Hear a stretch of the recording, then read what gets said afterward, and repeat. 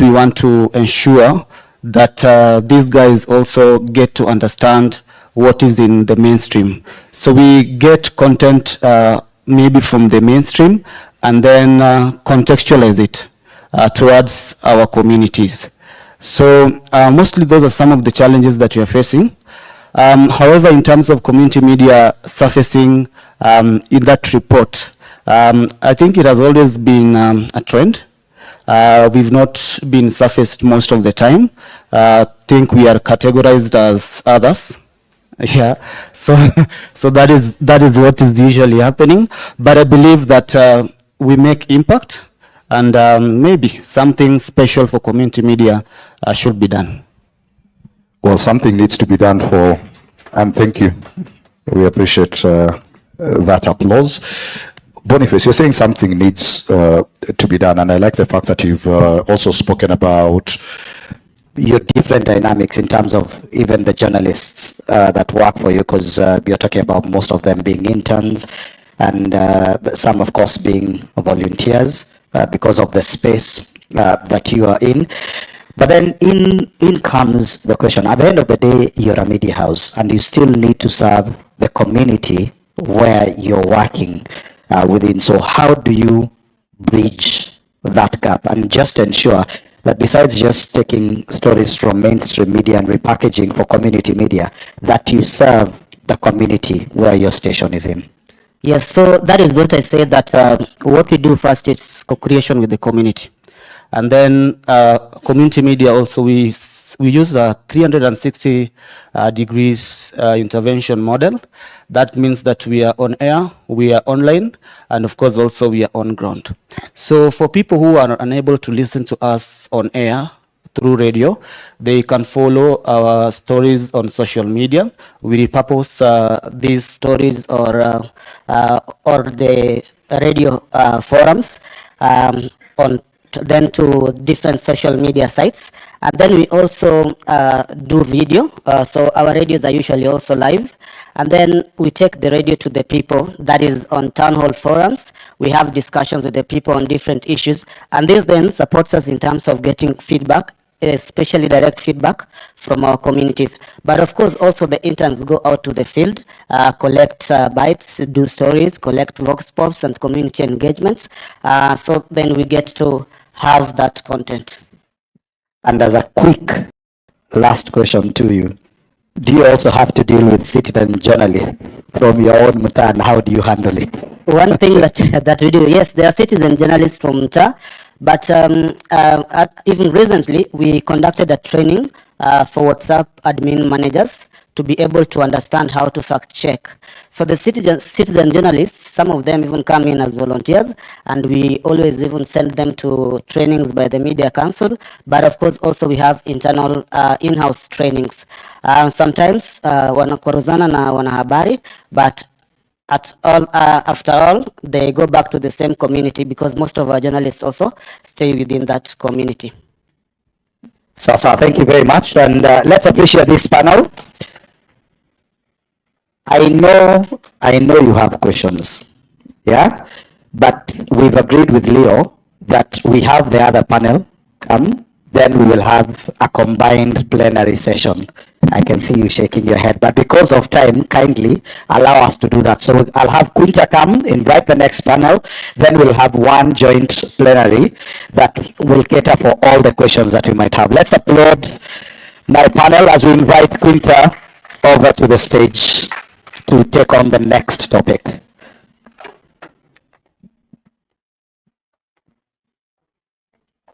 On my panelists, don't leave. This is not an excuse to run away from the questions. We still expect you to be around to respond to the questions that are directed to you. Karibu Quinta. Thank you, Mariah. Good afternoon, everyone. Probably this is an opportune time to just turn to your neighbor as we catch a few minutes.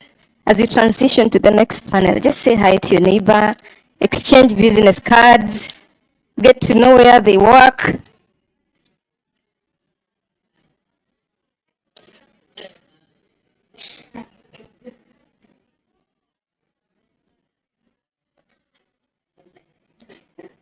Thank you very much for being cooperative. So my name is Quinta Mbori, and I work at the Association of Media Women in Kenya. I'm the executive director. Thank you so much for joining us as we mark World Press Freedom Day 2026 under the theme Shaping a Future at Peace. So perhaps before I invite my panel, you can also use this chance to discuss with your neighbor how many days we have to 2027 elections. How many days are left? Please don't go to AI. Okay. I wish I had gifts to give. How many days do we have to the next elections? 150?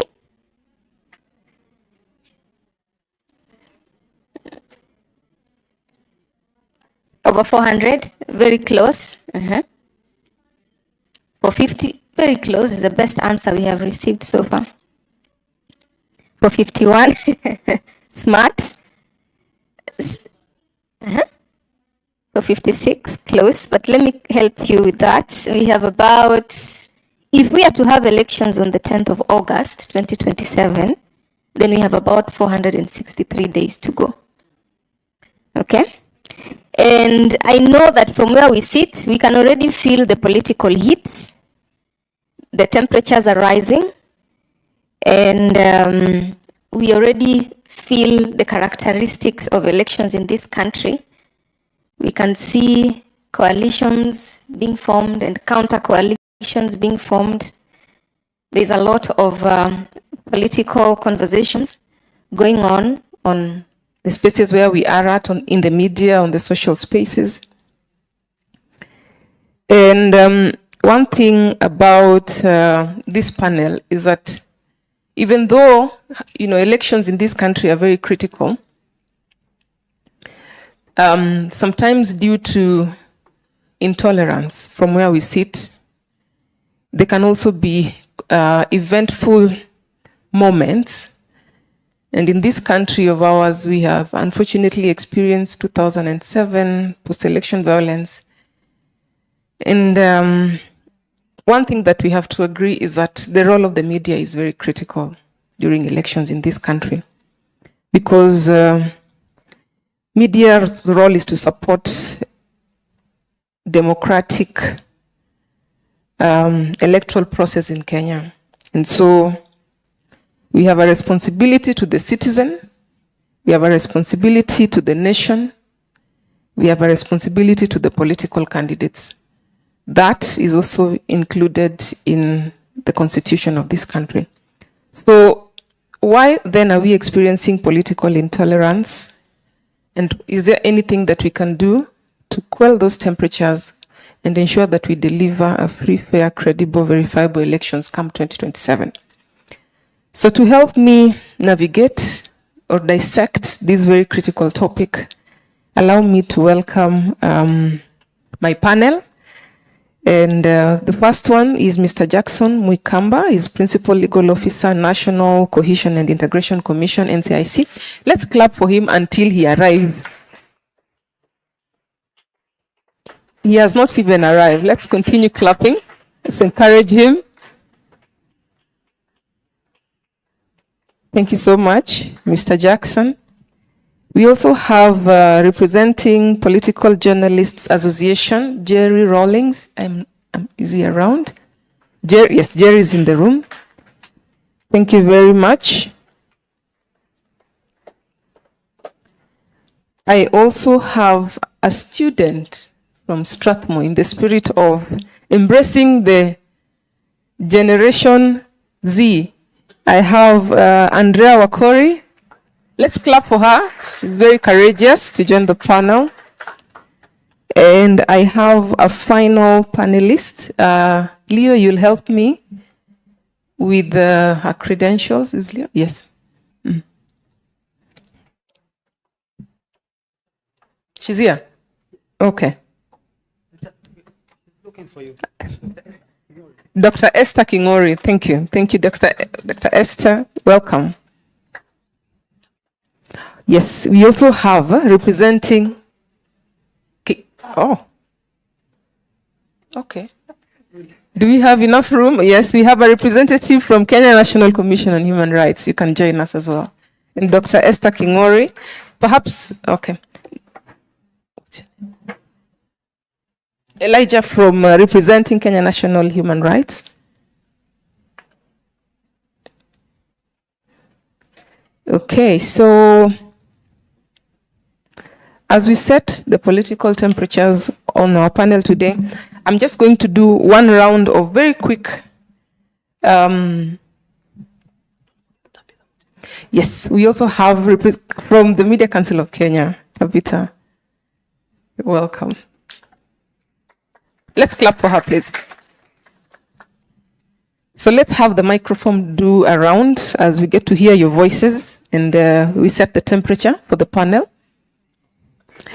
From you, Mr. Jackson, what comes to mind when you think of elections in Kenya? Good afternoon. From the organization where you sit as well. You can also give us your thoughts. Thank you. Quinta, good afternoon. Yes, I think Kenya has its own history, that after every 5 years, there must be a violence. It is all, it's very certain. The patterns are very clear that immediately before the tension rises, and even before we vote, there are acrimonies. And thereafter, we resort into violence. So I would say the level of political intolerance, it is something within us during electioneering period. If you may allow me, Quinta, we are all aware of the narratives about zoning. You have certained it, that this is my bedroom, this is my kitchen, this is my sitting. We have already started it, that we don't want to tolerate others because their views are different from us.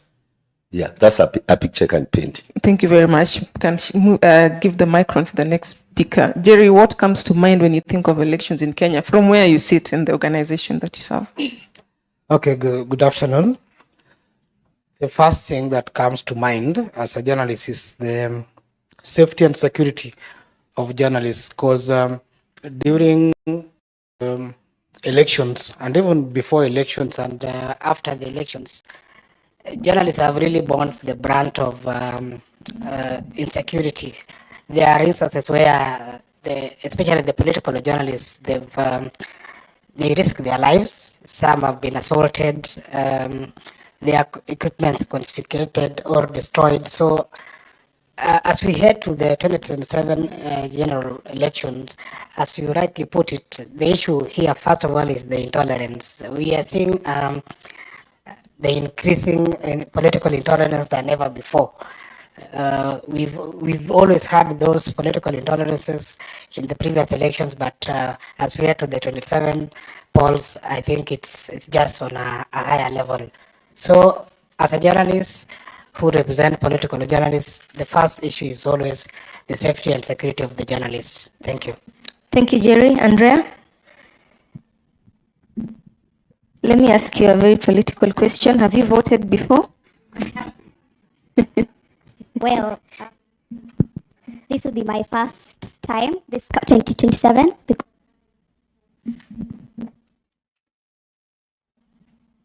Yeah, so I haven't voted before. I would be voting for my first time in 2027, and I must say I'm excited.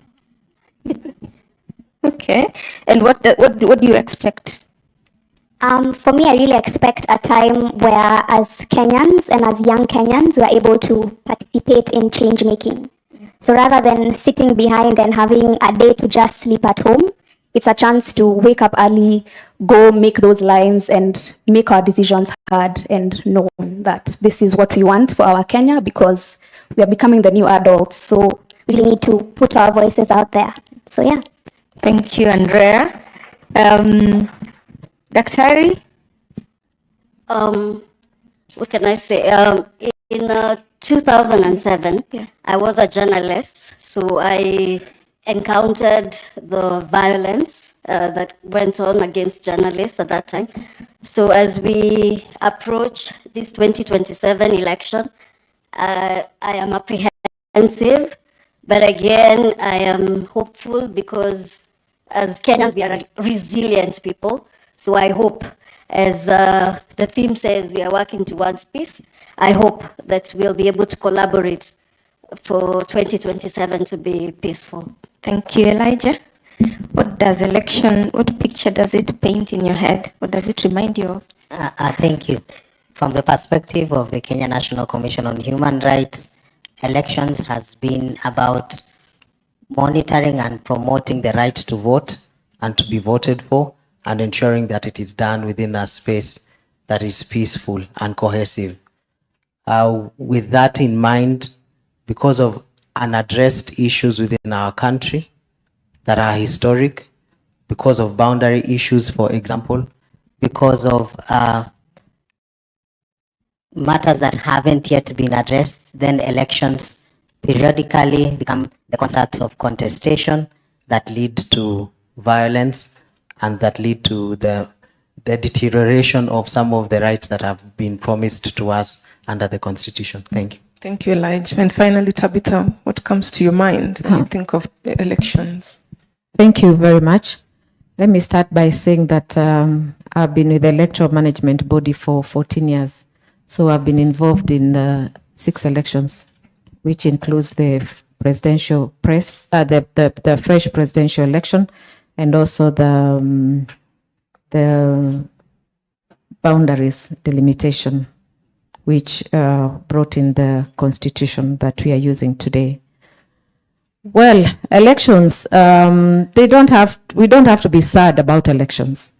Elections don't have to end badly with violence. Elections is an opportunity for you to exercise your democratic right to put in the leader that you want in place. It is a time when political parties actually participate and candidates very actively, and we get to know their mandate.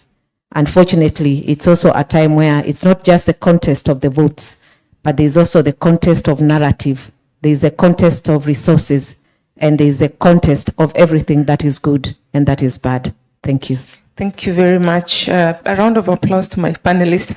I have picked mixed reactions, mixed feelings. There's hope, there's fear, there's optimism. And I'm sure that given the discussions that we're having today, perhaps we'll be able to deliver elections in this country in the most peaceful manner. So allow me to just go straight right into it. And I'm going to put Mr. Jackson Mukamba again on the spot. The biggest conversation that is the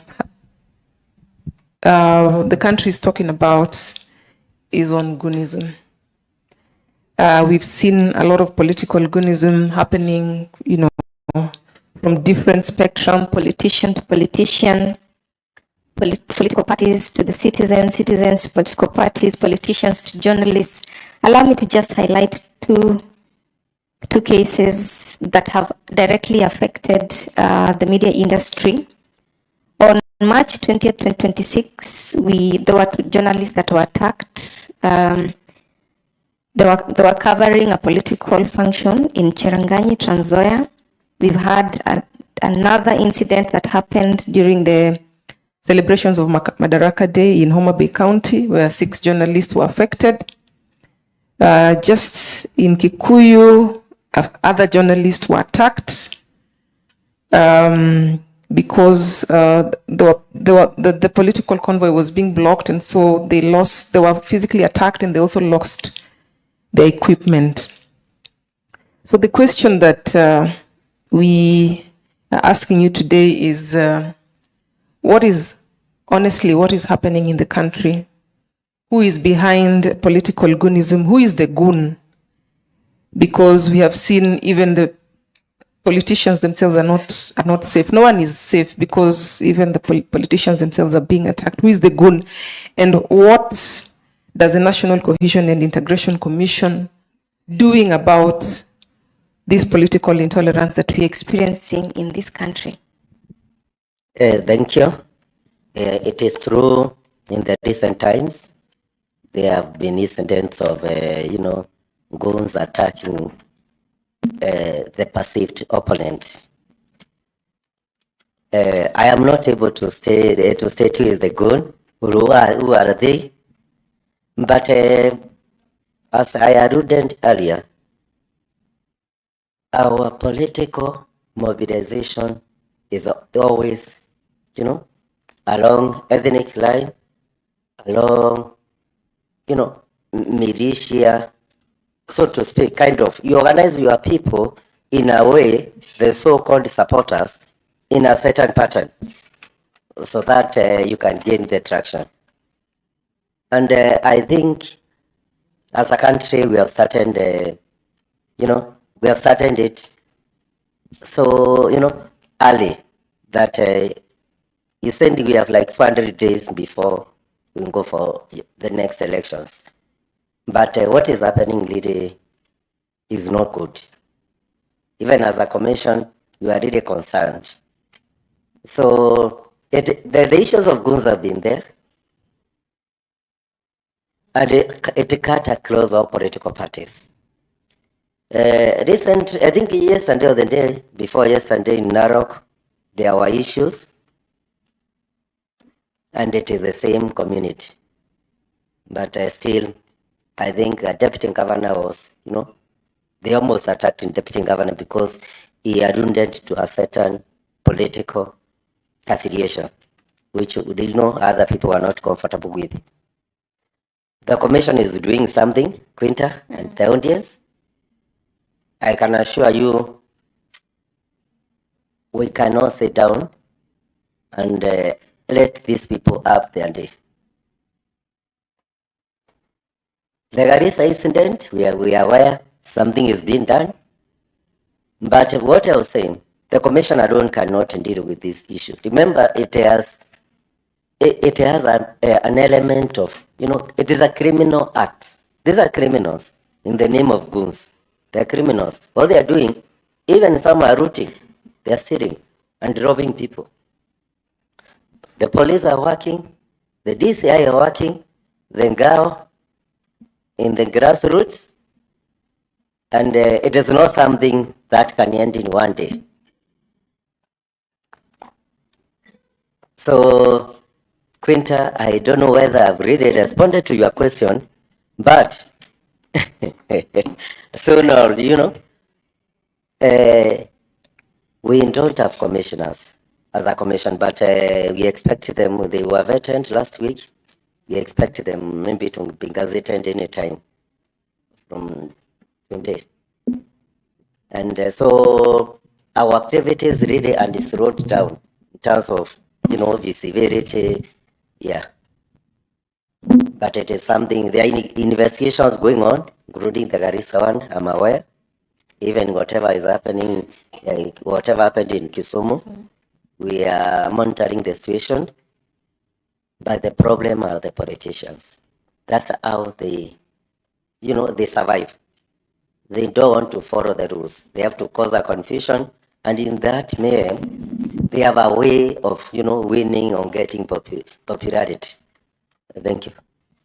Thank you, Jackson. Look, the question, if I had more time, I would have pinned you down further, but allow me to just jump to Jerry. In fact, just put this question in the parking lot. How do you expect media, for example, to cover such incidences? So Jackson, I'll come back to you, but Jerry, you can still answer that question. How do we expect media to respond to coverage of these incidences, such as the one that was experienced, for example, recently in Kisumu County during the burial of the father of the member of parliament there, Mr. James Nyikal.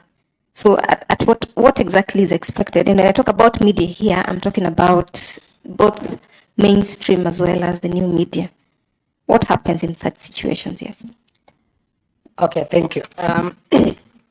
First of all, journalists are supposed to be aware of the environment for them to cover the events. And now that we are experiencing a lot of goonism, as you put it, journalists, one of the things that they should always do, we are always told that you should have those media kits, those they have jackets that written press, so that whoever is there should know that there is a journalist covering this event. But then the challenge has always been, if you look at the counties, there is this journalist who probably is embedded with the governor. I'm just giving that as an example, or is embedded with the other aspirant who wants to take over the gubernatorial seat. So you will find that one of the governors, or one of the aspirants, or one of the candidates will hire goons to beat up this journalist because he feels that this journalist has not been covering him or her positively. The other incident is you find that this probably particular journalist, because of the pay in the newsroom, the pay has really gone down. Most of the journalists hardly get a pay at the end of the month, so that you find this journalist, he will definitely take a position or one stand. He will either decide to support this competitor who has promised him or her that once he gets in, he will become the director of communication. So therefore, he's being induced to either take a particular way of covering those events. But then that's where the issue of ethics come in. But we've been, there are some journalists who have also asked us, for example, the political journalists, how will I eat ethics? You see, at the end of the day, this journalist wants to survive just like any other person. So will you support him to go the unethical way for him to survive or not? So journalists, especially going into an election year, there's a lot of there's a cocktail of issues that are also bedeviling these journalists to either work ethically or not. I hope I've answered your Thank you, question. Jerry. Please hand the microphone to Tabitha.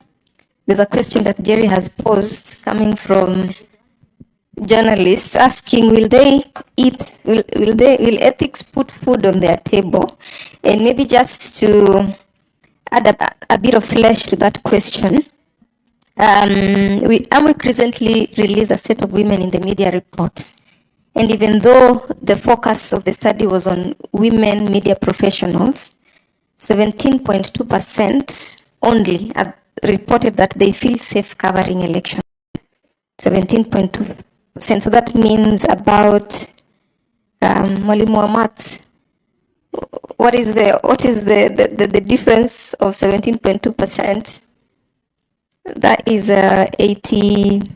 Is it 82.8? 82.8% feel unsafe. Okay.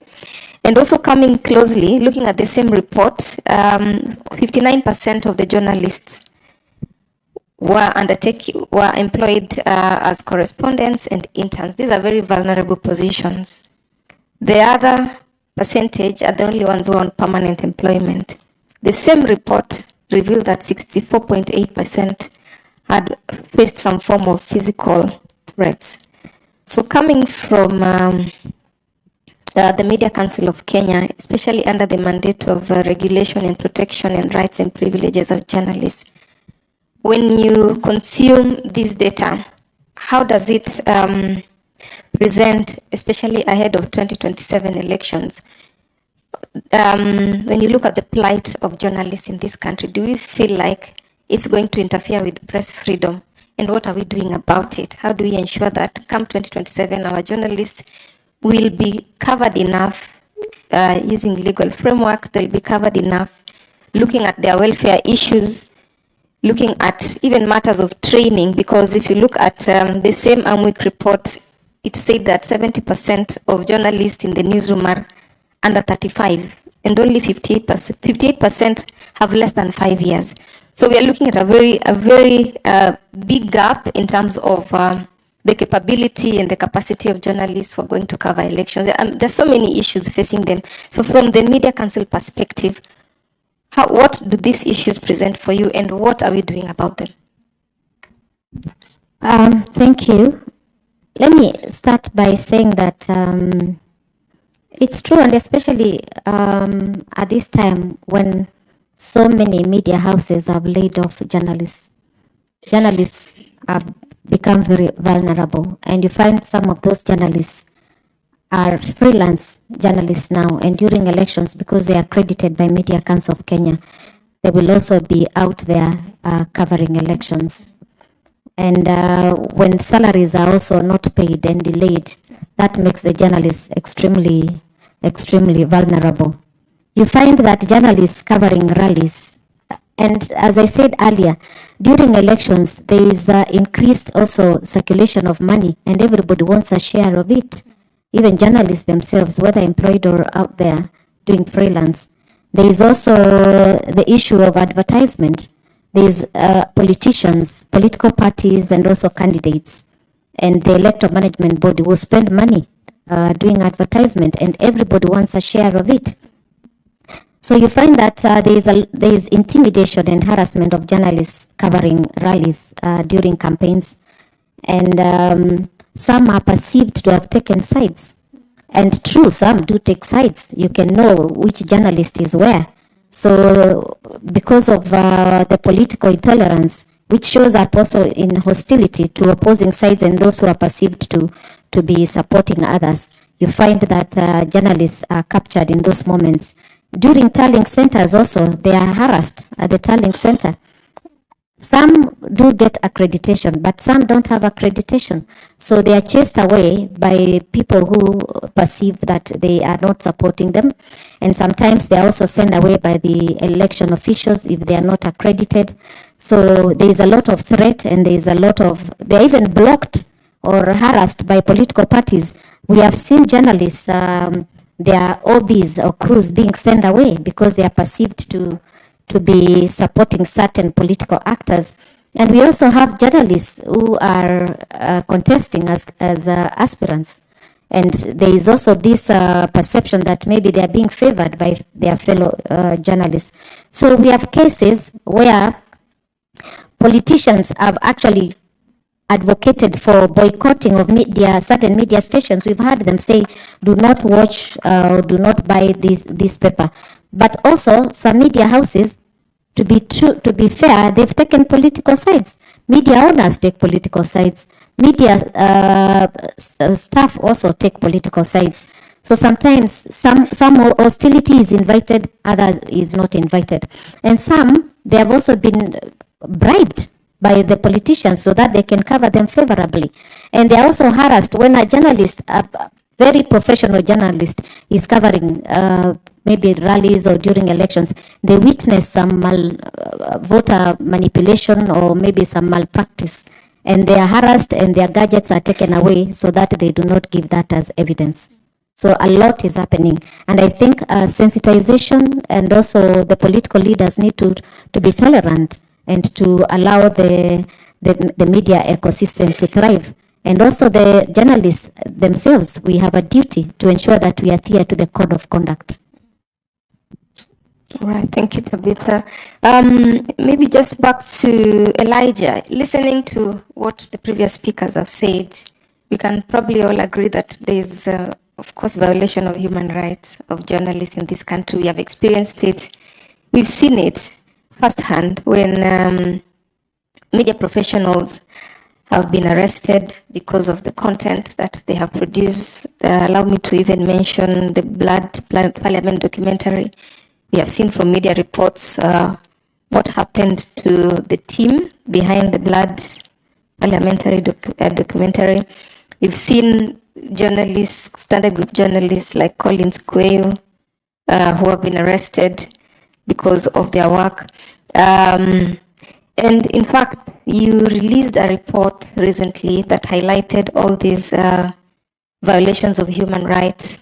I'm just wondering, what, after the release of the report, What's next? What steps should we expect? And what kind of preparations do you have in place ahead of the 2027 elections, where it is always expected that when you have this kind of events, we'll still have many journalists facing physical violence, digital violence. How is Kenya National Commission on Human Rights working with media, with different organizations to deal with this? Thank you for that. I'll start by saying the Commission has a very strong relationship between not only the MCK, but also the Union of Journalists, AMWIC, and various other associations that work together and the umbrella bodies of journalists. From our monitoring agencies, whenever protests are there, we are always with journalists either standing behind police officers and trying or while watching to see how the occasions are being handled. We've seen numerous incidences indeed that journalists are quickly arrested, particularly where there is an incident of violence and they've managed to capture. Or I would use the example in the context of elections when a journalist records, for example, an incident of bribery. So immediately the aspirant or the candidate would coordinate to have their gadgets confiscated or their memory cards removed and even damaged. And we've seen a pattern because now they've removed that criminal liability. So there is that pattern where the journalists would be arrested and placed in custody for a while, then later on released without any proper documentation as to the entry of the cell or without any charge. We've worked together with some of the agencies, particularly MCSK, the Kenya Union of Journalists, and we can the rest to ask, what are the security protocols for journalists? Are we prepared or equipped as journalists before we are deployed to any mission? Knowing that a majority are freelancers, what capabilities do you have, or what joint rapid response are we going to have to ensure that your safety as a journalist comes first? So who will you be able to contact if your phone is confiscated? What are your emergency protocols? And this is the conversation that we are having in preparation of any forthcoming demonstration or any forthcoming electioneering cycle, that you should be alive, that your safety comes first as a journalist, and there should be steps. The organization or the person sponsoring you to that event should be able to put in at least some measure to know that your safety is guaranteed. If it is not there, then you should be asking yourself, which other agency or which other contact can I be able to get to, so that whenever I'm in crisis, someone can come to my aid. And what we do is, apart from just launching a strategy in terms of securing the rights within an election cycle, we work together with agencies to have those list of contacts, for example, so that we coordinate any agency that is monitoring, any agency that is investigating, that their contacts and emergency contacts are made available and in wide circulation, particularly to the key stakeholders that we work around the field of rights and we work around the field of monitoring and reporting, so that that coordination is there to safeguard every person who is not directly participating but monitoring or reporting whenever an incident occurs. Also, in that light, it's time that we start examining some of the ways in which the word national security can be employed to make it as a justification either to start having surveillance against journalists or to have some stories killed within the editorial circles, so that over time you see a sort of chilling effect, that journalists know that some stories that have public interests are a no-go zone because there would be consequences of certain ramifications if you publish a certain story.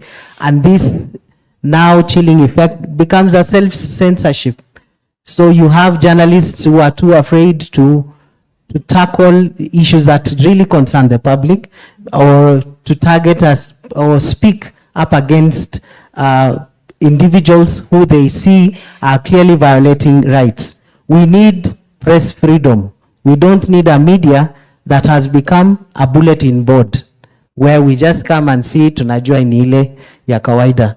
So we need a strengthened space, and it is for us as a country to ensure that the state provides an enabling environment for press freedom and for journalists generally to thrive within the space that they are working. So we need also more protection, particularly for the journalists who are working within the digital sphere or these upcoming new media forms that either do not have regulation, someone has just launched a YouTube channel and is trying to gain mileage. So these journalists also require some form of regularization and also protection against whatever environment that they are working towards. I yield. Just before you release the microphone, are you able to commit that journalists and media professionals who are affected by the protest-related violence will get their compensation? Well, I'm not in a position to say that at the moment because I'm not the authority to say so. But what I will say, generally speaking, is that whenever there is a right, there is a remedy. It is your guaranteed right to remedy. So because there is a call that all those who faced historical injustices and violations of whatever kind, then they are entitled to a remedy. Now, to the modalities of how is different, because from our perspective, we are to provide a framework. We do not have the money. Someone else is paying the money. Okay, I yield. Thank you for the politically correct answer. So I'm going to move to Daktari. You can pass the microphone to Daktari. You can pick from the conversation that there seems to be a clash between ethics and what is happening on the ground. Because ethically, journalists they already have a code of conduct, and with all this prescription of how and what they're supposed to do when it comes to covering news or content. But now when it comes to practice, we can see that it's not business as usual. They are going for days, for months without pay. And the election period is probably a lucrative opportunity for journalists to engage in a bit of, I would call it naughtiness, because that's not what is supposed to happen. But this is the reality that we're dealing with. So maybe from the academia perspective, what are you doing in terms of just collaborating with different media organizations to ensure that what is prescribed in the classroom is what is happening in the market?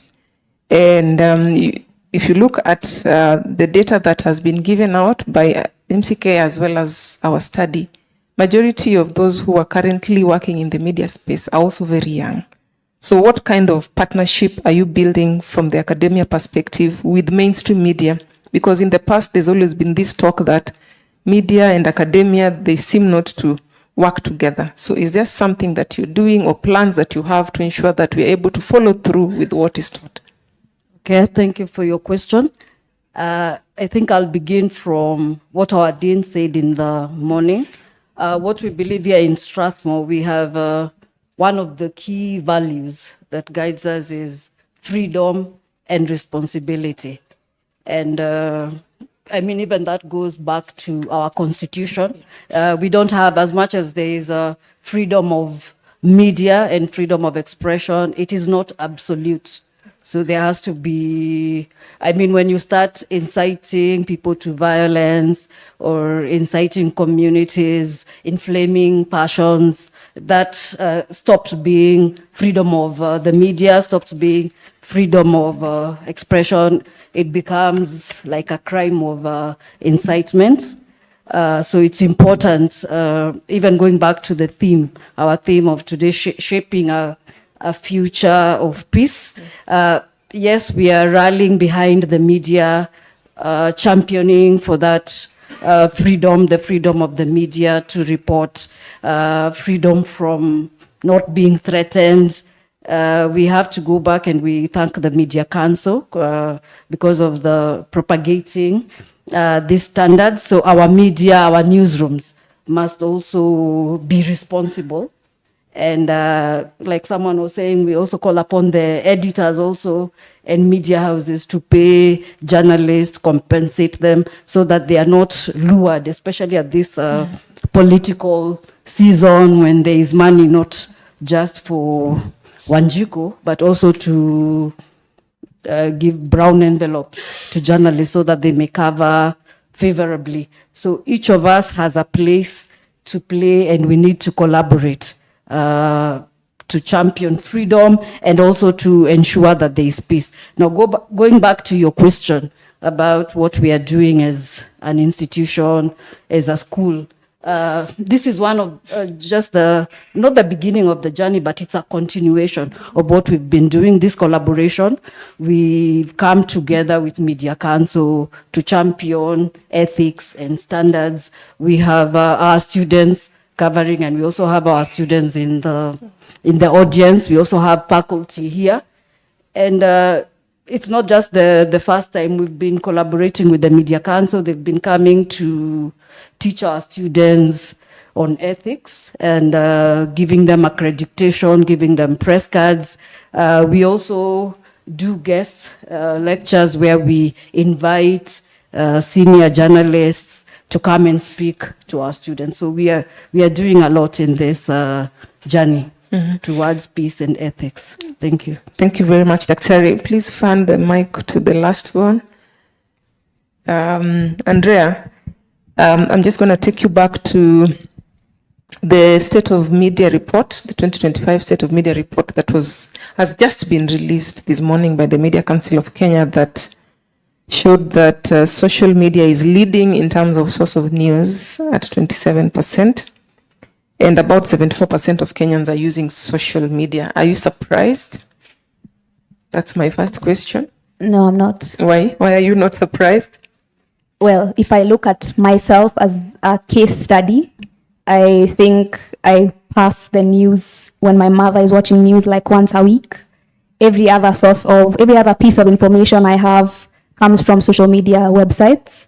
So whether it's TikTok, Instagram, X, and even when I think back to class discussions, majority of us will get our information from the social media platforms rather than saying, oh, I watched news yesterday and I saw this case was going on. It will be, I was scrolling on X this morning, or I was scrolling on X yesterday and I came across this and this. So it doesn't surprise me.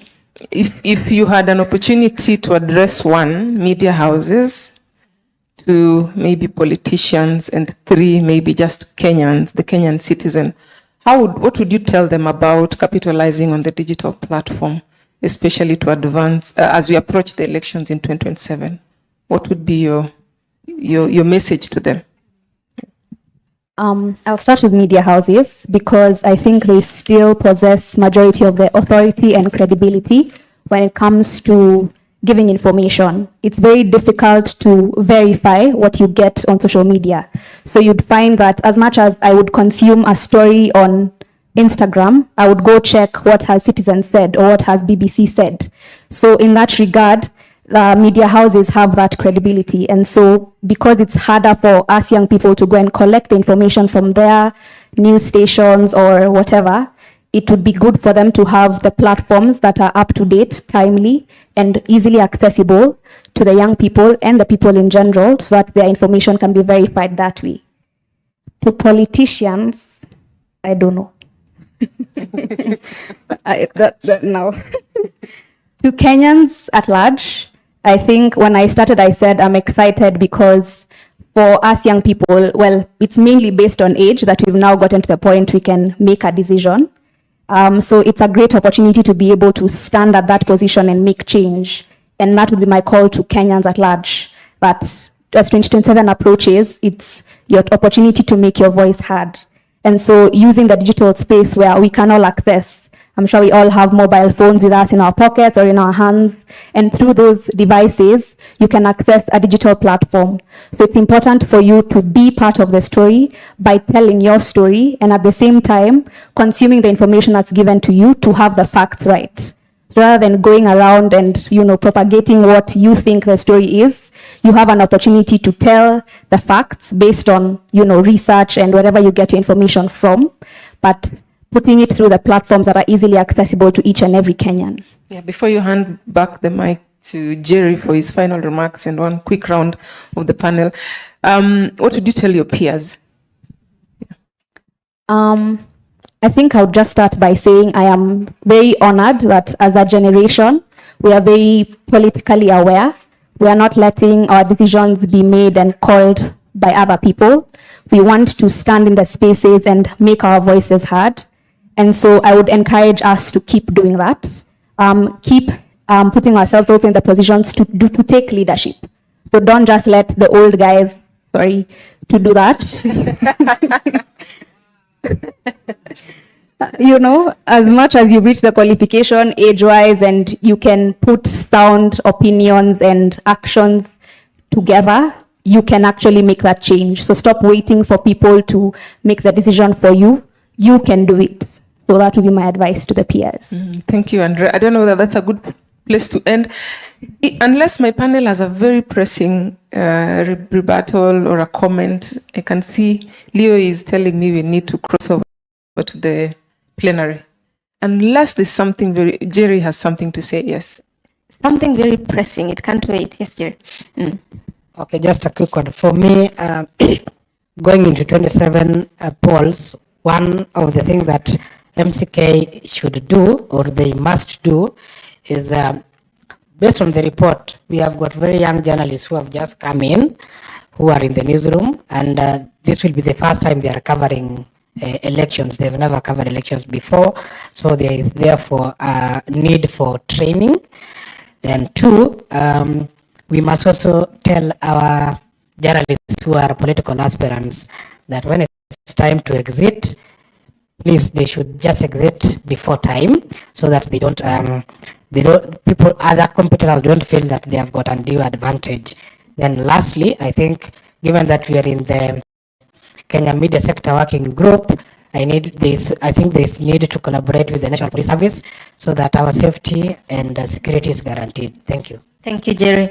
All right, Mariah, Let me welcome you back and a round of applause to my panelists. Do they need to exit? Yes. So what we can do so that we don't keep anybody on stage, we are going to take questions, and kindly note all the questions we are taking now for the 3 sessions, starting from your reactions from the report this morning. And I didn't know we had a uniform. We had a theme. I just realized that right now. And we are encouraging questions mostly from the young guys. We've been told us old guys to kando kidogo, sindio? And please, when you ask your question, just refer to the panelist you want to respond to that question. Oh, I'll also guide you, no problem. Shoot. Hi, my name is Leah Kot Nyawara. I'm a freelance journalist and also a student at Multimedia University. And there are so many issues that have been spoken about. And one of the things I've noticed is that we have Strathmore. It has so much structure in regards to taking students through mentorship and all that. But when you come to public universities, it's not the same. You have to learn everything on your own. If you go to the editing labs, the computers, all of them are not even working. We are having issues when the lecturers strike. We have so much gap to meet, because remember, there was a strike that happened. But now we have so much deadline. We have to meet that particular deadline in order for us to just submit. So that's where students will go back again to use AI, because the time frame is so small. And these are so many issues that are not talked about. We have curriculums. They are so outdated. We are talking about people in Strathmore already embedding AI, already having mentors who are in the AI space. But when you go to public institution, it's not the same. And remember, we are all going to write our CVs and going to apply to all of these jobs. And another thing about social media, we've seen NRG radio, like that radio, it had a platform where influencers were applying to report, like they had to submit a video. Remember, there's somebody who has been in school for 4 years and has been applying to some of these stations, but then it takes us influencer to go there and be smart on camera, and it's taking the job. So there are so many issues. Number one, curriculum, they have to look about it. And lastly, there's that one, they were talking about journalists not going to these newsrooms. I've been there, I've not gone to any newsroom. The only one we go to is KBC alone. We don't get an opportunity to even interact with the modern news stations. So more collaboration within universities and these other media stations can help produce professional journalists. So I don't know if that is a question or a reaction, but yeah, that's what I had to say. Actually, there are several questions there, and I think they are all very, but way. Yeah, I like the fact that mmeamua mujiulizie hizi maswali so that I also don't lose the thought process. Leo, do you mind doing quick notes for me, or if you can allocate somebody so that we don't lose out on any question? But Andy, be prepared for the question on influencers and why you're employing influencers instead of trained journalists. I was hoping Dr. Joanne was still in the room to respond to the curricula from a public institution perspective, but we'll get somebody to respond to that. Should. I come in peace because one of my questions is already out. Why you are employing influencers and leaving out the trained journalists from the higher learning of institutions with the ethical code of conduct. Everything is equipped with us, and then you employ the influencers. It's really a bad habit, by the way. Just answer that question. And then my question, based on the current data, women in media constitute nearly 50% of journalism graduates in Kenya, yet hold less than 20% of senior editorial and management roles. So what structural reforms can media institution implement to ensure that this leaky pipeline does not continue to drain female talent from leadership trajectories? And my second question, that question is from the first panel, where demystifying the changing media environment. Hope I'm clear, and it will go to the BA Dr. Academic Director, Strathmore University. Hope is around. Yeah.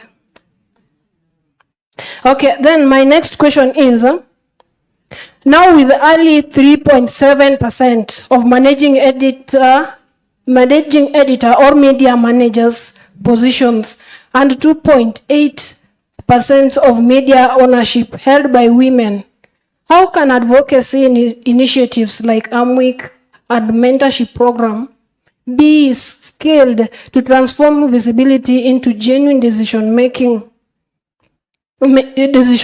power at highest levels of media leadership?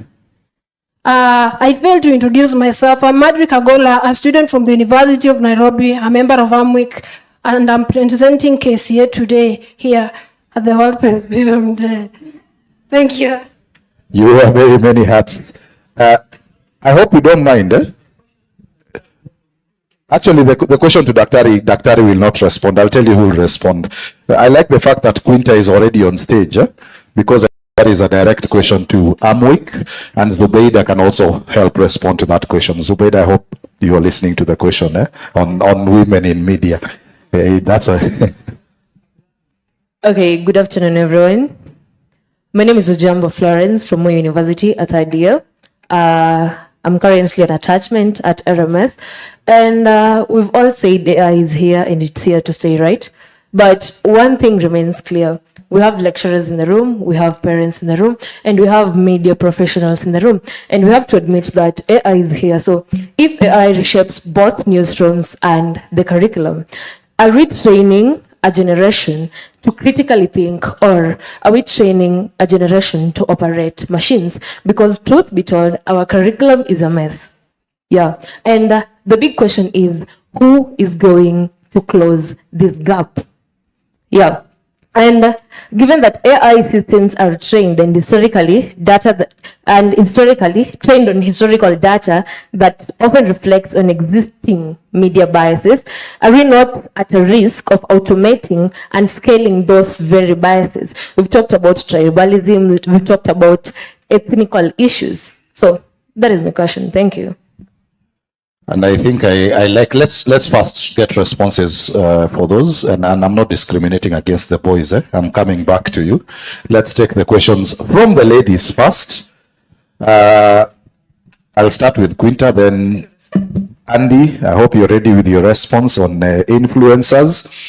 But Quinta will start with with a question on women in media and the leadership structure, and why we are losing so much talent down here. We don't have that projection. Thank you. Thank you, Madrid. Thank you, Muraya. Thank you, Madrid, for that question.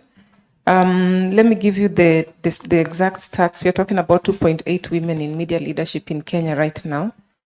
Mwalimu wa math, if you do the reverse of that, that's about 91.2. No. 2.8% positions are being held by women. So the opposite is 97.2 are held by men. That's an epidemic. It's a crisis. And it is likely to do with gendered threats that women in the media face. As per our report, again, we are talking about 64.8% who are reported having faced physical threats. We did another report in 2023 on sexual harassment. We're talking about 60% having faced sexual harassment. Then we also have 60% facing technology-facilitated gender-based. And largely these are threats that have are based on I would call it stereotype, the society where we come from. It's highly patriarchal.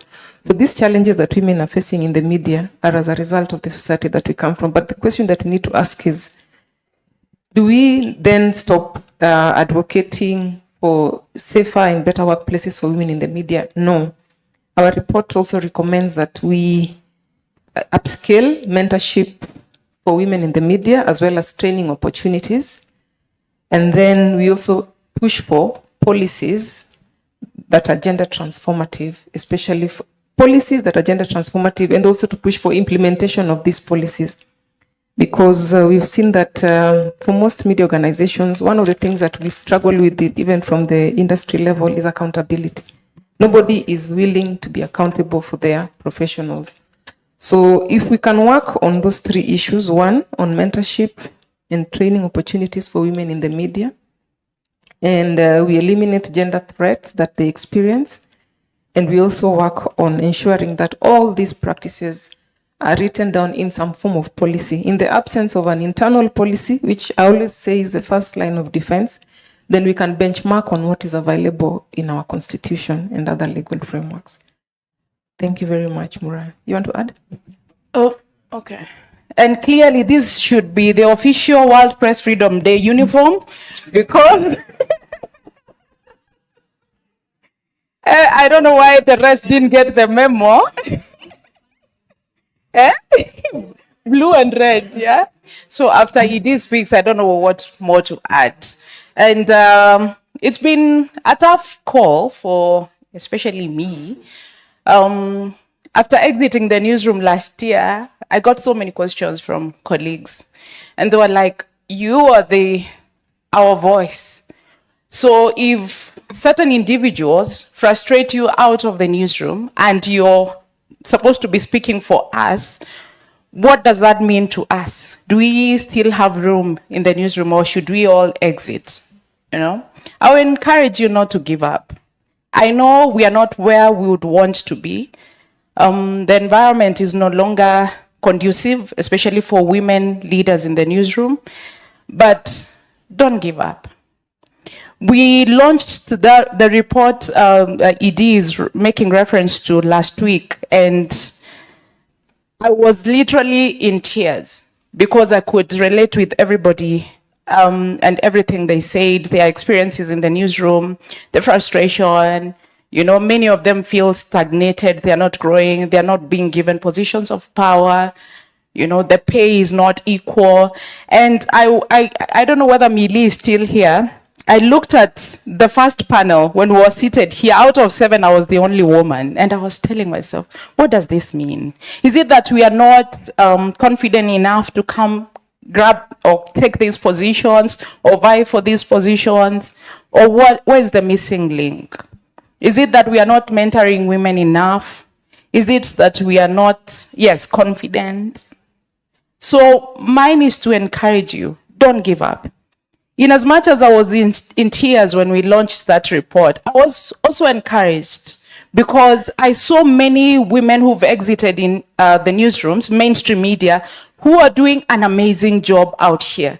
Many have started their own outfits and they're getting funding, mostly from Gates Foundation, GIZ, and the rest. You know of Willow Health, you know? There's different Torah, you know, so many are doing so well.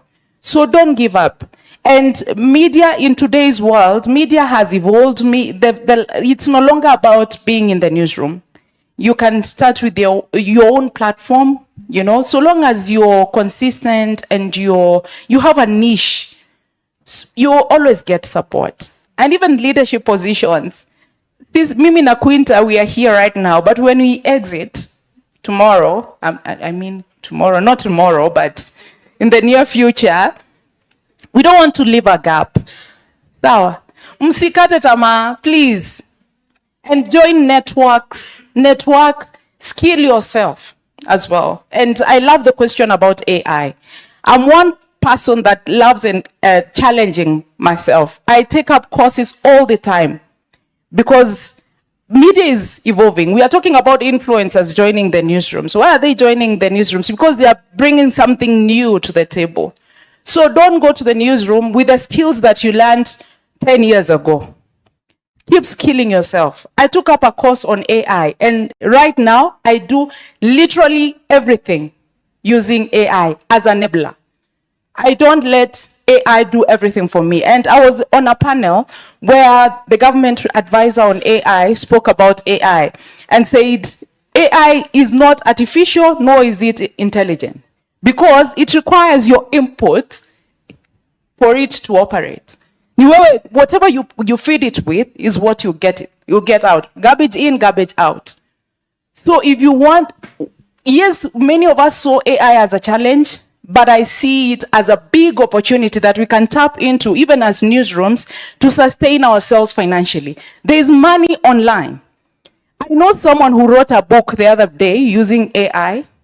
I know someone who trained, someone I was with in the same class, who trained an organization and got 4 million shillings from it. Training the course we went to the same class for. He got 4 million shillings. Right now, for me, I do fact-checking, verifying research, and all those proofreading. I've designed my own bookshelf in the house using AI. I do pastries and design them using AI. So you just use it to your benefit. Make it work for you. Don't look at it as a threat. Because I remember when we went to China and we were introduced to their digital employees. As a news anchor, at some point I felt threatened. Because I asked myself, how do I compete with this machine that is all looking so pretty, all put together, and so on? And I told myself, no. Look at it as an opportunity for you to learn, skill, and make yourself better. Don't look at it as a threat. Because if we are not inputting what we are inputting for AI, haiwezi survive. So it's us to feed it with the right information, and we'll make our environment better. And even now, sometimes we go for conferences. You record 4 hours of content. You go to the newsroom, you can't just sit the way we used to sit when we joined the newsroom and take time codes. With AI, you can do it in seconds. So what I'm saying is, let's look at all the challenges that we are facing as an opportunity for our growth. Ndio kwa newsroom tunapitia challenges, we're being threatened, we are being sent for memos, we are not being given the opportunities, but jitokeze, stand out. And whenever you're given that opportunity, make it work and leave a mark. Isikae ni kama wanawake tunawasaidia.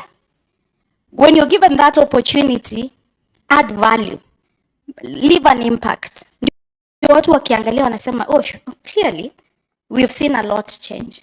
Leave a mark, you know. So, but let's all feel encouraged. Yes, sometimes it feels like all said and done.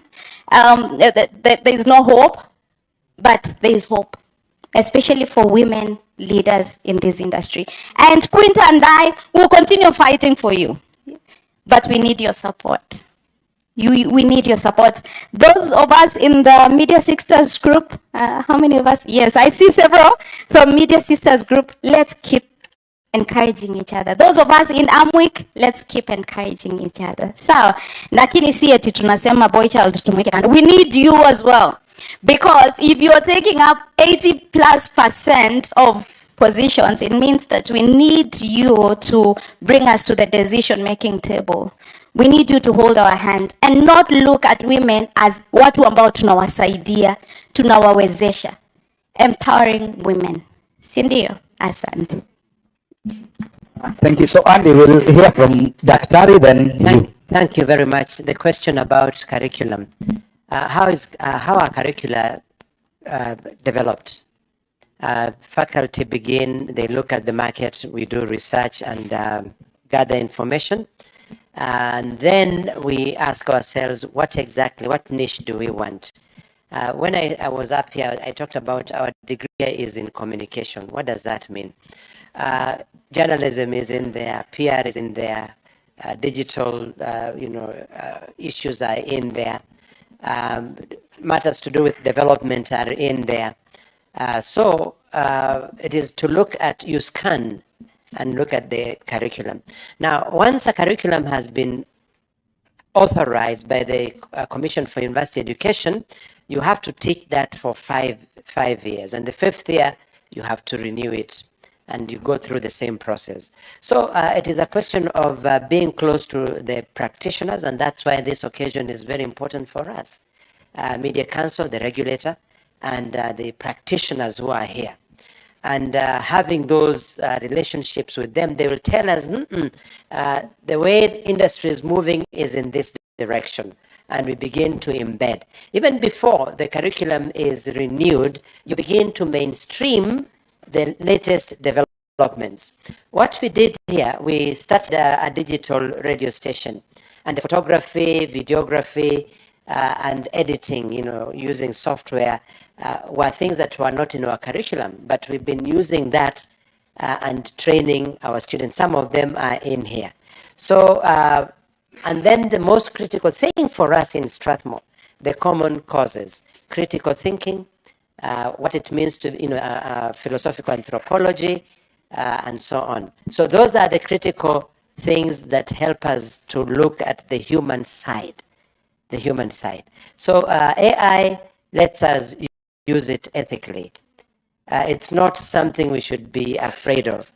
I've been told that I'm beginning to develop some cataract, and yes, instead of going to a surgeon with a knife, they have told me that laser is the way to go. Although a granddaughter came and said, I like the rings in your eyes. I said, oh, okay. So what I'm saying is, let's not shy away from technology. It is a tool to assist us.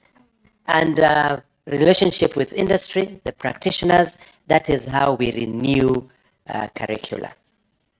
And now, as I said in the morning, we need to work closely with the practitioners to begin to theorize these new things that are happening. The old theories may not hold because the ground is shifting and shifting very, very rapidly. Thank you. Thank you very much, Daktari. Andy, there was a question to you. Thank you, Sami. Let me stand here so that I don't speak nyuma ya watu. Sami, allow me to talk about women in the industry, because if I don't do this, I'll not do justice to this session.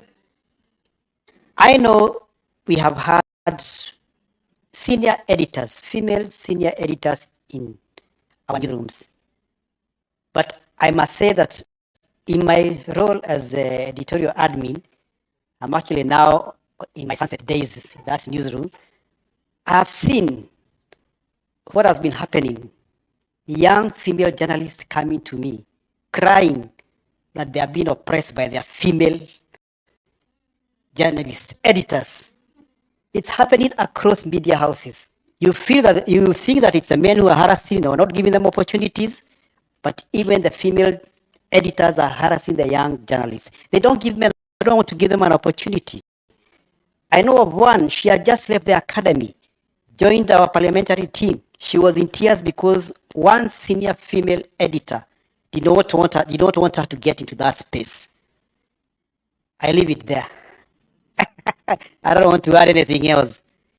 Back to the question about, it wasn't the influencers. Let me go back to the days when journalists and editors never used to think about numbers in the newsroom. You would come, we are professionals, we would do our job as journalists and as editors. Today, we have guys who are answerable to the board, and they are looking at the bottom line. At the end of the day, they want to see the numbers, the numbers. Now editors are being asked, where are the numbers? Where are the numbers? At the end of the financial year, are the numbers adding up for the organization? So now editors have to think about numbers at the end of the day. Yet they are professionals. We are here to serve the mwananchi, giving them news. Now, what do editors do, or media managers do to grow the numbers, especially in radio stations? I must say, especially in radio stations, we have now the so-called influencers, just to come in and bring the numbers that the shareholders, the principal shareholders want to see in their balance sheet. You see, it's now about clicks and about views and about many other things. How many people are visiting your site? How many people are watching you? How many people are listening to your radio station? I know when Radio Maisha was started, we had very many of those people on Radio Maisha. The Media Council, they call them media practitioners. Actually, they actually give them press cards nowadays, and media practitioners.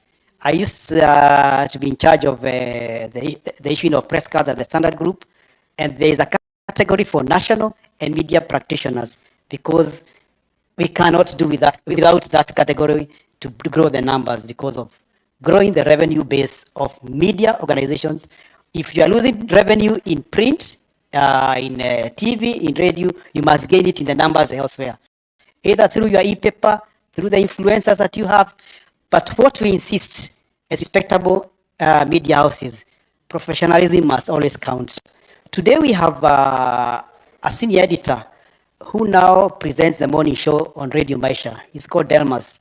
And he's there with somebody, one of the guys. He's a senior journalist, actually a senior editor, but he ensures that there is professionalism in the questions that are asked, the guests that come, so that we don't lose the touch of journalism. So I think Sami have answered that question. And there was one question about visit to newsrooms. Newsrooms, yes. I'm sorry, I'm not visited any newsroom. I feel very sad. I've been to sessions where I've invited people to come to our newsroom, the Standard newsroom, and I always tell students, if you want to come, even have a feel of how a newsroom is, just reach out to me individually. Take that bold step, reach out to me, and I'll give you that opening. I've done that to so many young journalists. They come, spend a day. Others through the Kenya Editors Guild, they come, spend a week there, just to have a feel of how a newsroom is. Let's not just sit in the classroom. Let us give an opportunity to the young journalists like you. Reach out to me. We organize that. A day you have a feel, you sit with editors, you get to know, you visit the studios, you visit the newsroom, the printing press, see how papers are being dispatched. see how media organizations are also repackaging themselves like the Nation Media Group standard. Now we have the courier services. Instead of the idle capacity of vans coming back empty and going back empty, now we have courier services being run by the media houses, the two Nation and the standard. So that's how media houses are trying to repackage themselves in this era of sustainability. Asante sana sana. Thank you very much, Andy. Karibu sana. Let's appreciate him. And now you know you don't just have to go to KBC, eh? You can go somewhere else. Now, the person I've handed the mic to was not in a panel, but he will help me with the issue of curriculum. Hesbon Owila is from Aga Khan University. I know it's a private institution, but there's a question that has come in about public institutions and curriculum, and whether basically public institutions are offering curriculums that are substandard when it comes to journalism. I think Prof has responded to the issue of curriculum quite elaborately. But because I understand public universities, I personally went to a public university, one of the best in terms of media and journalism, Maseno University. Then came to Daystar, and eventually I'm teaching in a private university, but I've also taught in a public university, actually two, Masai Mara and JKUAT. And what I can say is that the whole process of developing a curriculum is just like Prof said, there's an interaction between the industry and the academy. But I think the media is in this very fluid space where changes that happen in the industry are quite fast. And faster than what CUE, says that you can only review your curriculum after 5 years. And it's a whole process. And the way I know they are stricter for private universities. I don't know why. I would expect them to do the same for public universities because that's where most Kenyans are and most students demand of these things. But I think the fact that it's a 5-year cycle basically tells you that it's not just about the curriculum, it's about the university being as dynamic and agile as it can, because you can't wait to review a curriculum to accommodate AI after 5 years if AI is evolving. And not just AI, the entire chain of the fourth industrial revolution of AI, Internet of Things, blockchain, and big data. So what happens? How many public university students are here other than the one from Moi? Multimedia, any other? Okay. Public university professors. Now that is where the problem is for me, that they don't interact with the industry as much as they should, because it is through these interactions that you get to know where are we, and then you update your curriculum to the cutting edge. And I think most of these questions you're asking here, there are forums in your university that you can also entreat the same questions and ask of them. But I think as an industry, because it's for the entire industry, there's a lot that the different organizations, the Kenya Editors Guild, the Media Council of Kenya can do in terms of standards, so that the issue of curriculum for journalism is not just a function of the Commission for University Education. It becomes a function of the Media Council of Kenya. Aga Khan, we have a medical school, and our admissions are not just based on what Aga Khan has. It has to go to the Kenya Medical, Dentists and Practitioners Board. And I think there should be something like that with the Media Council of Kenya, so that it's not just a question of we floated a curriculum and this is what CUE has said about it. I think the Media Council of Kenya needs to have an input in that, or the media sector working group can actually have an input in that. Right now we are in the process of coming up with an undergraduate curriculum, and the process is fairly long, just like Prof said, stakeholder engagement, review, market demand, but most critically, if you're launching a new program, CUE will always ask you, what new aspect are you bringing to the market? And I think that's where Media Council of Kenya can come in, that journalism has gone to another level. So any curriculum that is being launched, any curriculum that is being renewed, these are the bare minimums of the new things that they need to bring to the market. Thank you. Thank you very much. Then I'm coming to you. There was a hand earlier that I cut short, so I can only start with him. Yes. So, hi guys. My name is Collins. I'm a community journalist. Mine is to consider community journalist. Because I've been around the country for a while doing something called mobile journalism, training people on mobile journalism, yeah? And if you're here, if you have an institution, call me. I'll teach you on that, yeah? But the point is, what I noted for us community journalists is, or what I would like to ask, do we need to redefine what community journalism is with the digital era? Because before, we used to define community journalism with an area. Like you had my fellow community journalist say there that it has a 5-kilometer radius, a 20-kilometer radius reach. But now with community, with now people coming out of the national media stations coming to the digital space, they are creating their own niche. And if you look at it in terms of even YouTube, it has their own, you can have your own community that you speak to. So do we need to redefine it from being a strategical area that media can be able to reach, or do we need to redefine it into a niche that a particular person or an institution is able to reach? Because with digital now, you can become global. For example, if you consider like weather, if I speak on weather, I'm not only talking to the people here. I can also talk to somebody who is in the United States and they can also follow up. So do we need to redefine what community media is? So that's my question. Thank you. And it's a good question, and the person that has the microphone who wants to ask a question will also respond to that one. Well, I can't for putting you on the spot, but Good afternoon. Oh, sorry. Okay. Thanks. First of all, 2 interventions, and the students from the public universities, and all students. You're talking about a curriculum that is static. That's the feeling that the industry also talks about. You're giving people, the academy is giving people to the industry who can't respond to the trend, the new trends. But all is not lost. Within the media organizations, like for example, I speak for if I say from where I've been involved, when I'm involved at the Kenya Editors Guild, we have what we called interventions.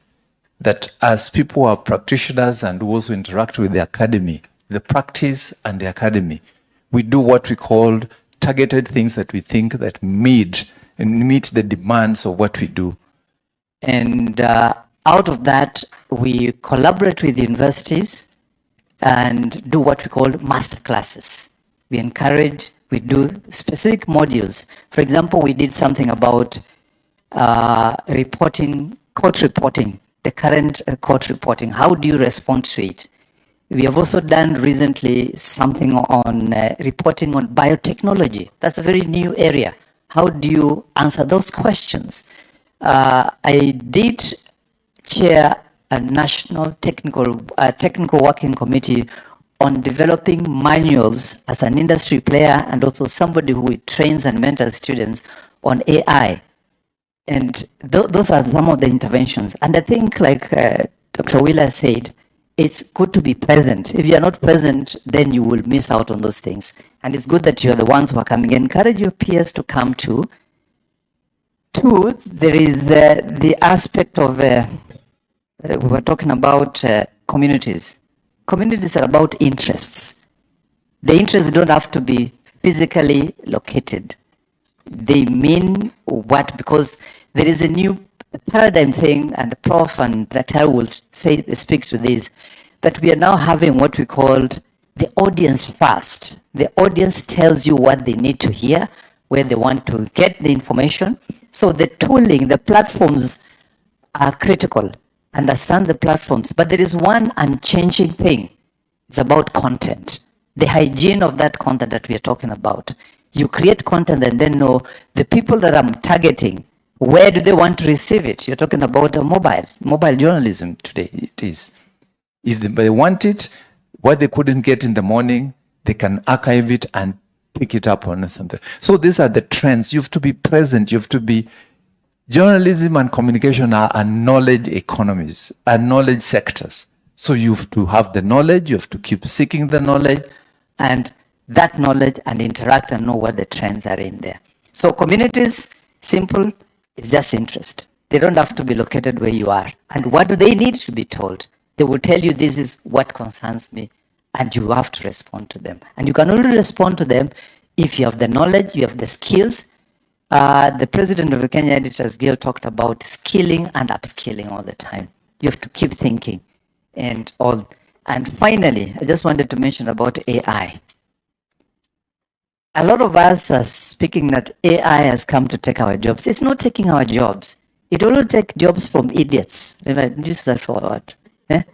People just want to lose their jobs because we are responding to it. There is the element of machine learning. What data set do you want to put into these things? You talked about old biases that are being imported, but you have the capacity now to develop new data sets for that tool that we call AI. And in each of all this, the ecosystem, there is one unchanging thing called the human loop. The mind has to be there. If you ask, you do something and say, I want you to tweak it this way. Check for me the spell checks. I want to use the UK spell check instead of the American thing. It will give you exactly that. It's how well you use it and how you understand it that will give you a difference between saying this. And be honest. When you have used it, say, I have used it. Do not let somebody else discover. Because trust is a big thing in our industry. If nobody can trust you, then you have a problem. Thank you. Good afternoon. My name is Natalie Kakai. I am a digital media officer at KBC, and I'm here courtesy of International Association of Women in Radio and TV. And my concern is about the state of media reports that we were able to go through in the morning.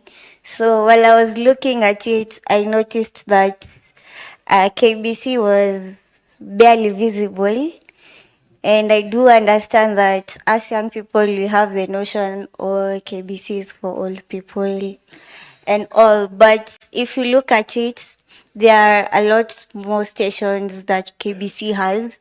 So while I was going through the report, even in the digital part, they stopped at Nation. They didn't put KBC. So I find it unfair to call something, to call it the state of media in Kenya when the national broadcaster is not there. And then when you look at it, there's the concern of newspaper going, okay, let me not say it. People are upset when it was described like that. But yeah, I think it is unfair to leave out KBC, especially as a national broadcaster that represents the nation at international level. There are veterans who are named in the morning, and I heard from them, they always say that KBC is the only broadcaster in Kenya. The other ones are media houses. So it's a genuine concern of mine, and I have a suggestion that even next year, when this report is being done, how about you also include the state of the national broadcaster as part of it, so that we see how it is either positively or negatively impacting the image of journalism in Kenya to the international world and the global space. Thank you. Thank you very much for that. Leo, I'm here. I know you're looking for me. Do we have any other burning questions before to deal na issue ya baba na mama? Kwa wale watu tumepitia hapo tunaelewa. Good afternoon. My name is Paletome from Strathmore University, student of communication here. Well, first of all, so sorry for you, Dexterians and people in public university. Mnakapitia. But yeah, maybe that's a call for parents here and people who want to join Strathmore University. We have good courses and we have a very good program. So come on board and have a good time. Anyway, my question, I have two questions. The third one was answered, but this goes into our regulators and our bodies, MCK and the Editors Guild. Probably what's one failure of media regulation you admit needs fixing? We have a lot of talk. Maybe we need to hear from you. What is it that you really think and say that needs fixing? For the media landscape in Kenya, right now it's changing. Why exactly are media houses in Kenya slow to embrace this change? Mine is from a statistics point of view. I get most of my news from social media. For standard, KTN News, they posted something 49 minutes ago. They have 7 likes. An hour ago, DW News posted something, they have 353 likes. Why exactly? I'm getting my news from DW News. Why exactly are we slow or rigid to embrace this new digital platform? Probably Andy and maybe any person from the newsroom can actually answer that. Then into the curriculum as well, which has been answered, is in the edge of digital and moving into storytelling that is more into social media, is a curriculum really tailored to adapt and embrace these changes? Probably that has been answered. And then lastly is a call to our media houses and our media practitioners. We really need to hear a lot from you. Can we get more master classes? Can we get more courses coming from you people? Because it's very hard to reach you. If it's not for this specific event or such type of things, we can't hear from you. Personally, my courses and most of my upskilling has been done from Reuters, RT News, BBC News, CNN. Why exactly don't we have KTN? Why don't you have RMS giving us such courses? It can actually give us a better platform to get or bridge into the industry. We can do our own things. Probably we don't need to come to the newsroom per se, but can we get such courses? Because one thing from, let's say, the CNN program I took last year, most of these things are not tailored to our landscape. They're not tailored to our media in the country. So probably that's a call for you people in the newsroom. Thank you.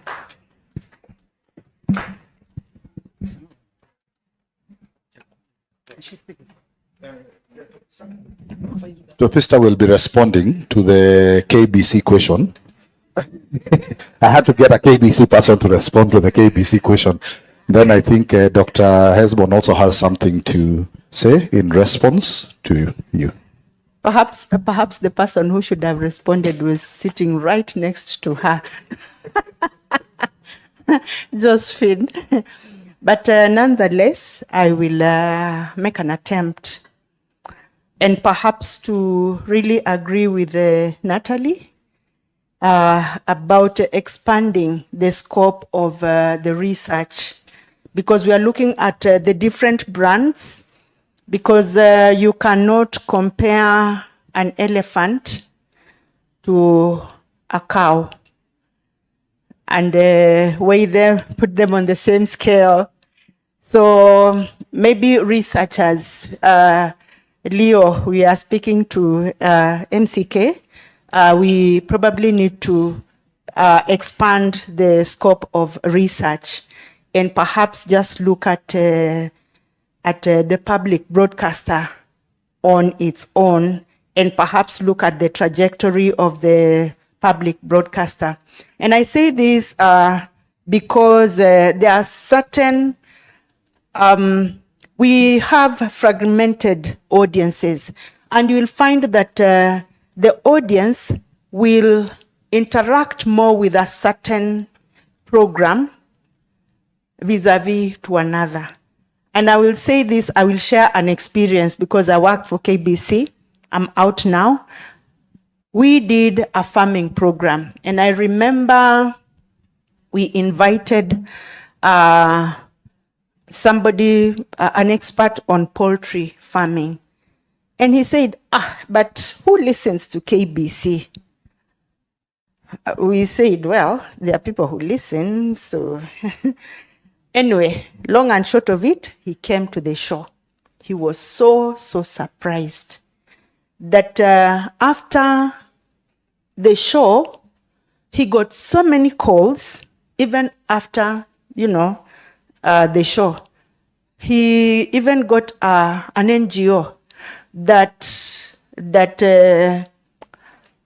engaged him to train poultry farmers somewhere in the country. So whatever the response, we may look at very big audiences interacting with. What about also those small? What do they get from the interaction of the media that shows? It only shows that maybe one media is very popular because of relationship issues.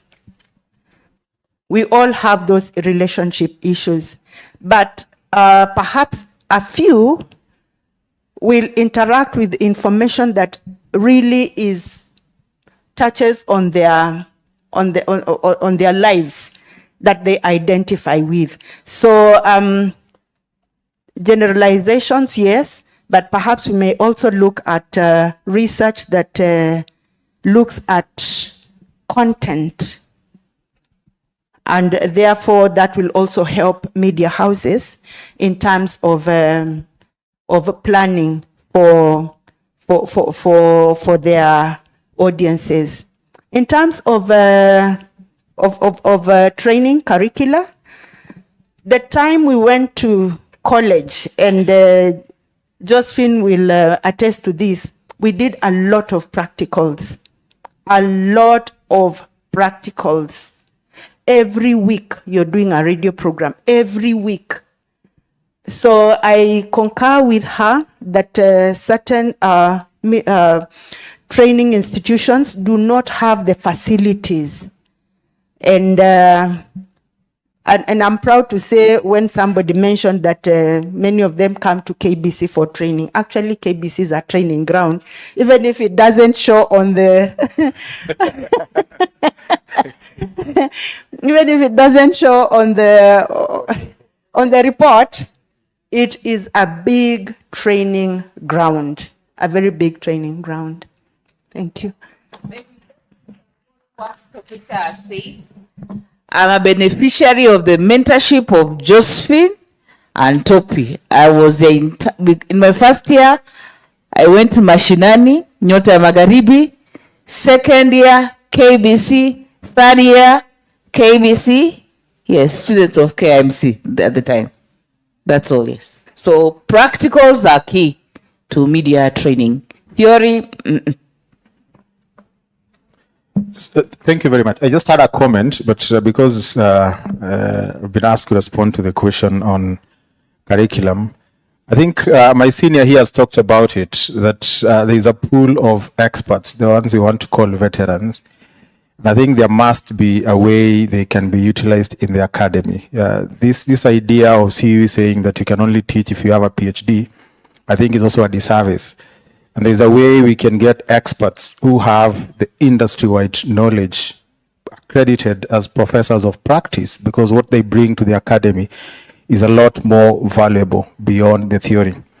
But the comment I wanted to make was on the last panel discussion of political intolerance. I think Quinta asked a question, who is a goon? When the keynote speaker, Justice Lenaola, was talking, he talked about Charles Taylor, who was arrested and is incarcerated in the UK for crimes against humanity in Sierra Leone. He was not there. He facilitated. And I think it's the same notion that we have with the goons. The panelists kept referring to the goons, and I keep asking myself, can we reframe the narrative? Who is the goon? Is he the person who actually metes violence on people, or the person who financed? If Charles Taylor was arrested for financing using blood diamond money, then we should start talking about the real goons. And for me, the real goon is that politician who has been given the power to address the plight of the common mwananchi, and instead of addressing that plight, takes advantage of the young, vulnerable men. The one who pays them to go and meet violence. Today, if I go to Migori, no one will attack me. But because I'm planning to go to Migori as the next member of parliament for Suna East, someone will mobilize the young people in Migori. That person is the goon. The young people are just people looking for opportunities. And I think politicians are abusing their powers by taking advantage of these young people. And my plea is that if the media can reframe that narrative, because if a cabinet secretary goes in front of parliament, talks about Kisumu being the hotbed of goonism, and then we just report that. The question is, there are young people who are paid to do something. Why is it that the cabinet secretary can't talk about the people who are paying? And if the cabinet secretary cannot pay, then I think the media is also failing in a way if all we can do is surveillance, walking around finding out what is happening and reporting. No, there's a second function of the media, which is correlation. When someone says that this place is a hotbed of goons, there are goons everywhere. But the people paying the goons are getting scot-free, and they want to shape that narrative. And I think running into the 2027 general election, it is incumbent upon us as the media to report from a media logic, because it is the media logic that has the public interest. The political logic does not have. The political logic serves the interest of the politicians. And I think they are the ones who've been telling us that violence in this country is by young people. Since 2007, we've been having that conversation, but we've never had the conversation of who is taking advantage of these young people. We are at the cutting edge, and we can easily do that. I think if we mention a few politicians, and they are known, they will desist from paying young people to go to the political rallies and cause havoc. One was mentioned in that funeral in Seme, and I think we need to run with that story and investigate further. We are a lot more believed as the media than politicians, and I think we can shape the narrative. Thank you. Thank you very much, Daktari. I think it's been a long morning coming all the way till now. Sindio? I'm hoping most of your questions have been responded to. I know one of yours has not been responded to, and this gentleman is going to respond to it. Leo, there was a question that was asked about the role of Media Council and the Media Council Academy when it comes to issues to do with curricula and just ensuring that the standards are up there. And then you are asked about media freedom gaps and how we can be able to bridge that.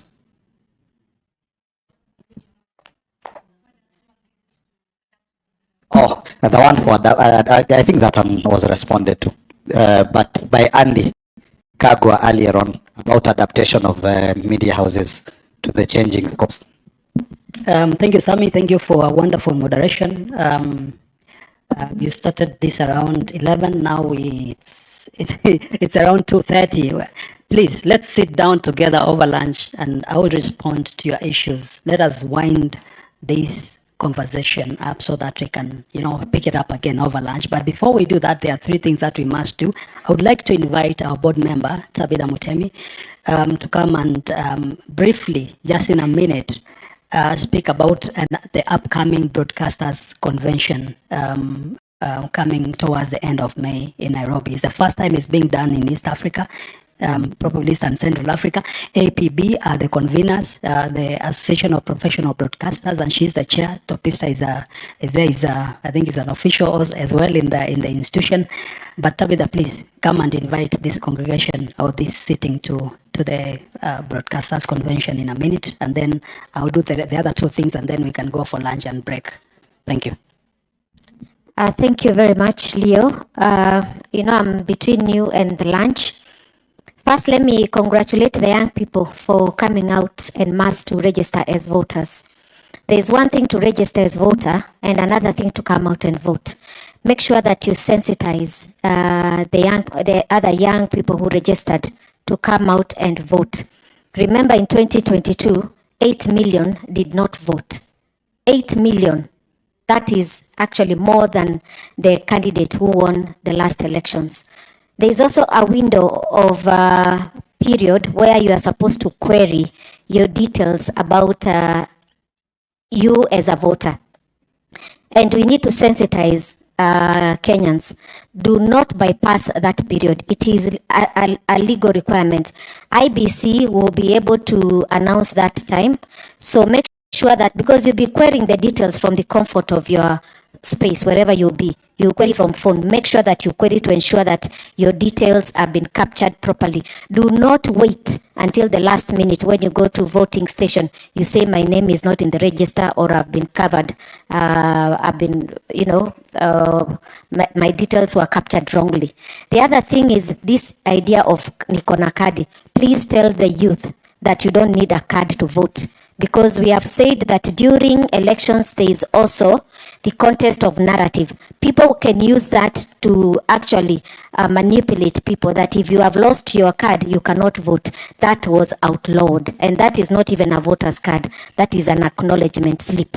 So you will only need to go to the polling station with your ID and vote. And now, coming to my business. I am the chair of the Association of Professional Broadcasters. I'm a radio producer by profession. And I started my career at the Kenya Broadcasting Corporation. I also worked for the Presidential Press. Those years, I think we were very few ladies at the Presidential Press. And from there, I got into the corporate ladder.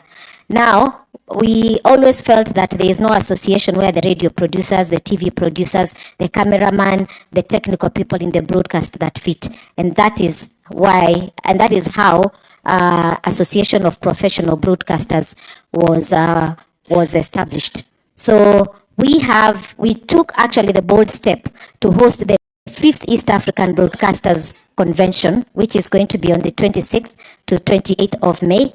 I was privileged to attend a broadcasters convention in Victoria Falls last year, and I realized it's a huge convention that is going to bring the broadcasters into one place. We network. There's also the solution providers, leaders, and everyone who is a broadcaster. It is going to be invite only, and we have registration on our website, www.apbke. That is Association of Professional Broadcasters in Kenya. Even when you write Association of Professional, it should be able to prompt. If you are a student and you cannot afford and you really feel you must come for that workshop, please, it will be on a first come, first served basis. I'll be able to sponsor. It is a premier broadcasters convention, and we hope that next year we can be able to even have it bigger and better, because it has financial implications, so we are not able to get as many people as we would have wanted. But this is a premier broadcasters convention, and I would encourage people in the broadcast industry to come and learn more and also interact with other broadcasters. We are expecting over 100 from the South African Broadcasting Association and members of the Broadcast Media Africa, whom we are partnering with. We are also partnering with Media Council. We are partnering with many other actually associations that have come to support us. So karibuni sana, God bless you and enjoy your lunch. Thank you so much. So the second thing that I want to say is that this event is organized in partnership, not just with Strathmore, but with the Kenya Union of Journalists, Kenya Editors Guild, and AMWIC, the Association of Media Women in Africa. And KUJ is the one who is booting the check, by the way. It's not even Media Council, so we need to clap for them. Let's clap for KUJ. Thank you so much. I'm told that Eric left very early in the morning or late at midnight to go to France in the commemoration of the same. So we really appreciate that they are booting this check, they are booting this bill, and we are really happy. But the other thing that we've been forgetting on informing you is that